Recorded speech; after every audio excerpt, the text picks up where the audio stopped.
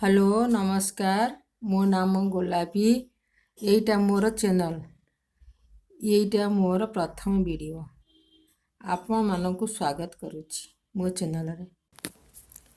आज मु आनी रेस्टोरेंट स्टाइल काबुली चना तरकारी।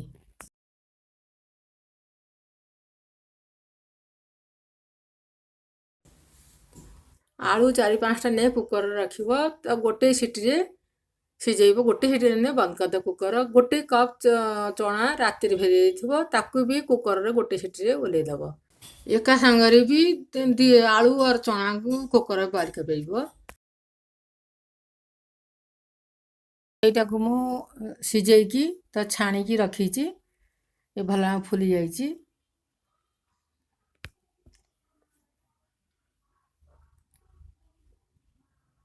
ये आलू को मु सीझेइ थिनी ताकू चोपा छड़ेकी ताकू छोट छोट काटी की रखीची।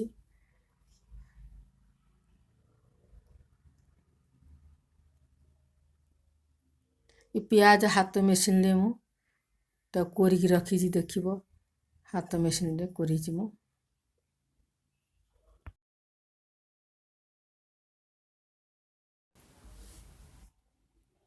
ये लहसुन ताकू भी हाथ मेसिन रे कोरी रखीची। ये अदरक भी अदा भी मु हाथ रसुन छेजा। लास्ट देखियो मु ये टमाटर पीसची हाथ मेसिन में। तो कढ़ाई बसई कढ़ाई गरम होला बाद तेल पकाउची 2 चम्मच तेल।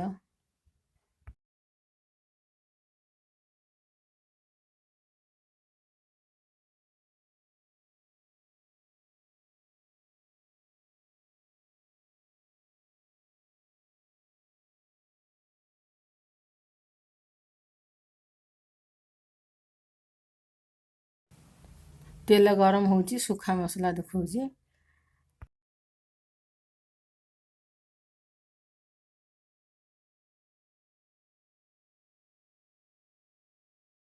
नक्का गुंडी 1 चम्मच, धनिया गुंडी 2 चम्मच, ये जीरा चम्मच, 4-5 तेजपत्र, गरम मसला 1 चम्मच, सुखा लंका 3-4टा और हल्दी पकाइबा रंग पाई।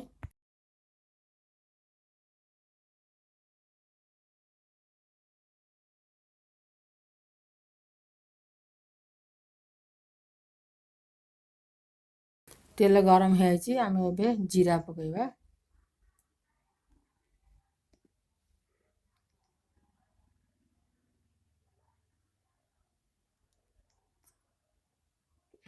तापर सुकुला लंका पकाइबा।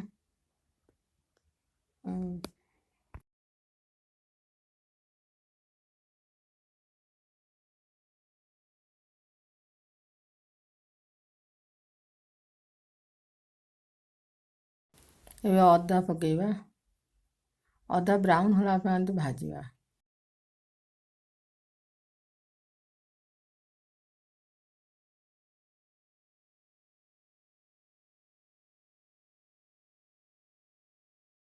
ये आमे गोळेइबा ଟିକେ गोळेइ दबा।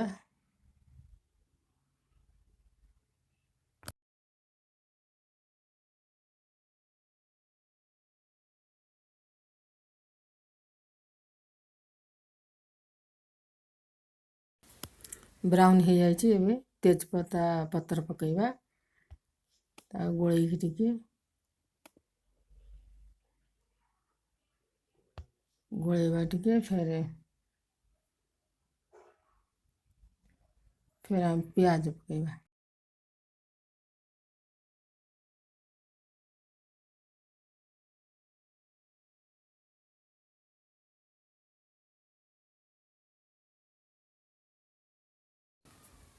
एबे गोलैबा टिके प्याज पकाइदेनी एबे गोलैबा।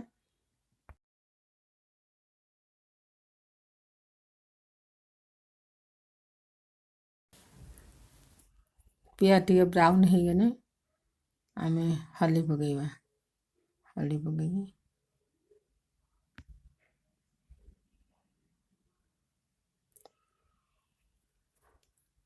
गोलैबा हल्दी पकाइ गोलैबा।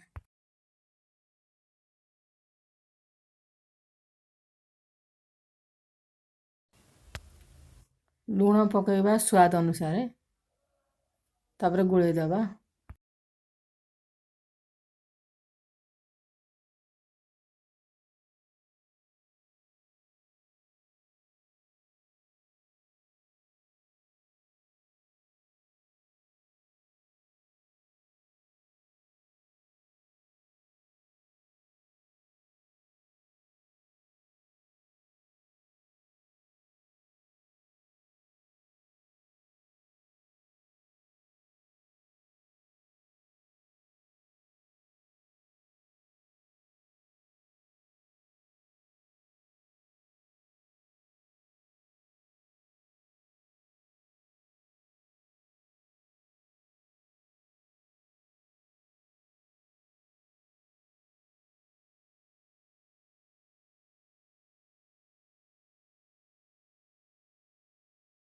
ରସୁଣ ପକାଇକି ଗୋଳେଇ ଦେବା।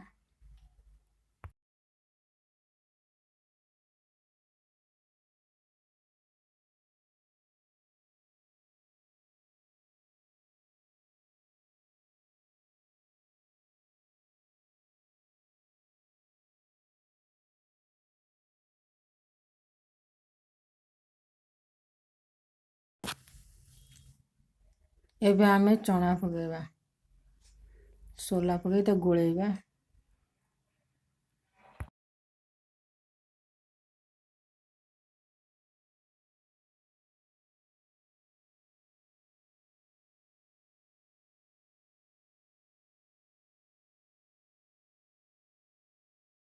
ପାଞ୍ଚ ମିନିଟ୍ ପାଇଁ ଢାଙ୍କି ଦେବା, ଘୋଡ଼େଇ ଦେବା।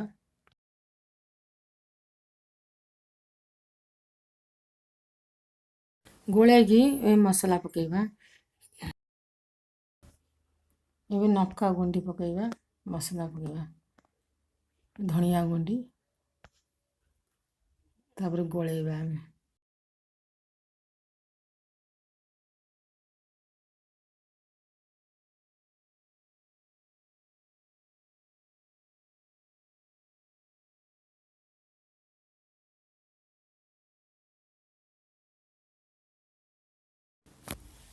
ଏବେ ଆଳୁ ପକାଇକି ଗୋଳେଇବା।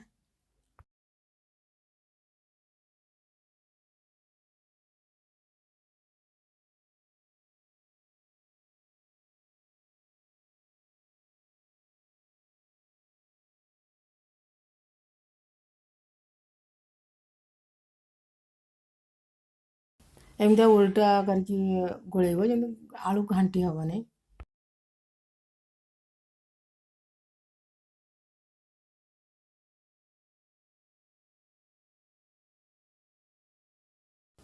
ଏବେ ଢାଙ୍କିବା 2 ସେକେଣ୍ଡ ପାଇଁ।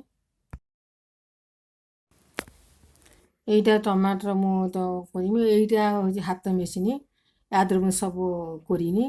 ତାପରେ ଟମାଟର ଫିସୁଛି, ଏଇଟା କମ୍ ପଇସାରେ ଆସେ, 200-300 ଟଙ୍କାରେ ଆସେ। ଆପଣଙ୍କୁ ଯଦି ଦରକାର ହେବ ଆପଣ ଅନଲାଇନ୍ରେ ମଗାଇ ପାରିବେ।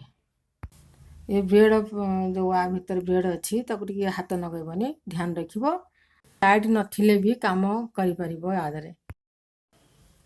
ଟମାଟୋ ଟିକେ ତାକୁ ପକାଇବ, ଟମାଟୋକୁ ତଳେ ପକାଇଦେବ, ତାପରେ ତରକାରୀକି ଉପରେ କରିଦେବ, ଟିକେ ସିଝିବ, ତାପରେ ମୁଁ ଘୋଡ଼େଇ ଦେମି ଟିକେ।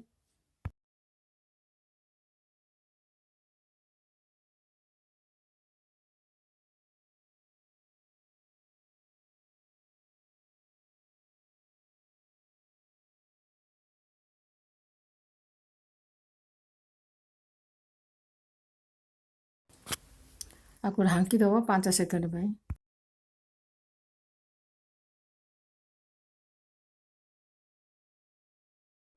ଏ ଭଲ କରି ଗୋଳେଇ ଦେବା, ଫେର ଆମେ 2 ସେକେଣ୍ଡ ପାଇଁ ଫେର ଢାଙ୍କିବା।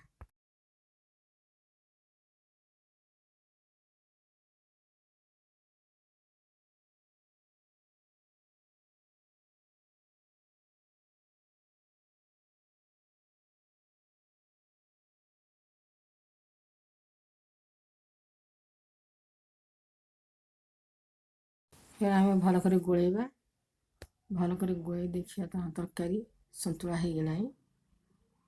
ତ ଏବେ ଆମେ ପାଣି ପକାଇବା, ପାଣି ଦେବା ତରକାରୀରେ। ଯେତିକି ଆପଣଙ୍କୁ ଝୋଳ ଦରକାର ସେଇ ହିସାବରେ ପାଣି ଦେବ। और आप सन्तुला भी खाईपर जो शुखलारे आम भलरे गोलैदेवा।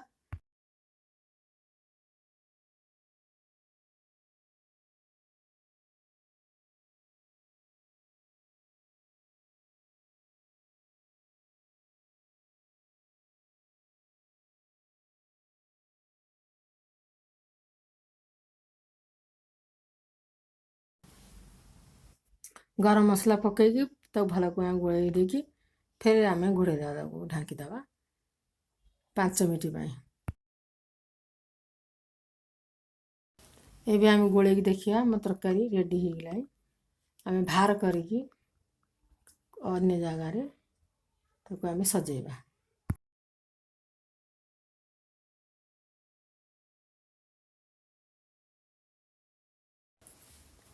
एबे मु बाहर कर देछि अन्य जगार तरकारी। एबे धनिया पत्र काटिकी पकईछि पकईनी दरकार न पकईनी भी चलिबो। एबे এইটা ଭଲ ଲାଗିନେ ଆପଣ ସେୟାର କରିବ ଲାଇକ୍ କରିବ। ଆପଣଙ୍କୁ ଧନ୍ୟବାଦ।